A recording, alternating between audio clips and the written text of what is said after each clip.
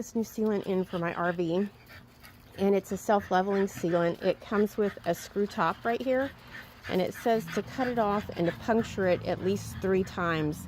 In the advertisement it says that you can use it indoors, but when you read on here it says that you need to have a lot of ventilation. And I live in Texas where it's really hot, and there are some temperature restrictions on it, and it's been super hot here. So today is probably the first day, or this is the first week of some moderate temperatures. So I want to get up and I've already gone up on top of my RV and looked at it. So here's my trailer, and I wanted to it's really high up there.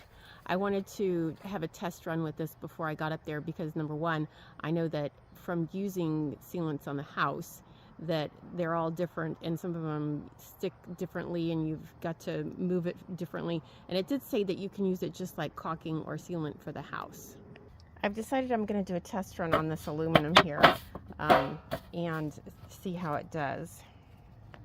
All right, so I didn't puncture holes. I actually cut the top off. It's still, you can still screw it. I just cut the top off with it's a set of scissors for aluminum, and it went right through it. I mean, it was a little bit tough, but it went right through it. All right, so here we go.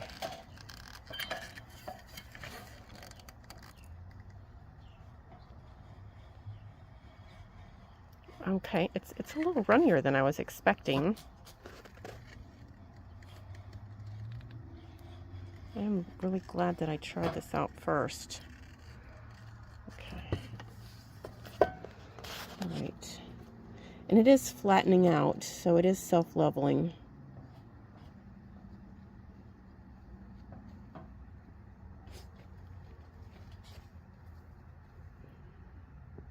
All right, I'm gonna let that dry and see how it does.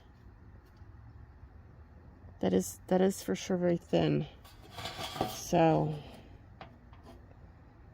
I mean, but I guess it depends on the type of seam that you're trying to seal. It could be really good if it's like in the bottom of the shower or something. I could see this being nice and thin being an advantage. I'm not sure if it's an advantage on top of the RV though. Okay, I'm looking at this and it says that it will dry in 20 minutes. And it says it's odorless, so I don't know why it says you also need to be in a well-ventilated, well, I guess odorless and well-ventilated, not necessarily the same thing. Works on metal, wood, fiberglass, and can be applied after priming to rubber. Okay, so there you have it. Okay, so here's what it looks like the next day. I did put this underneath the porch so that it wouldn't get any moisture on it overnight, and it was still really tacky this morning.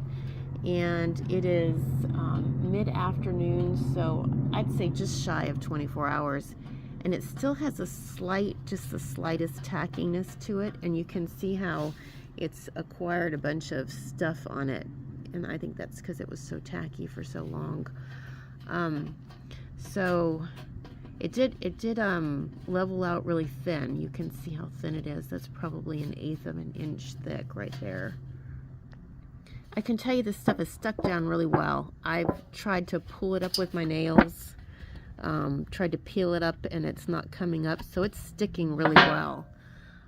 So, you know, I think that as long as the seam is something that can be covered by 1/8 of an inch, you know, not something that you need a large volume of sealant for, I think this is going to work out great.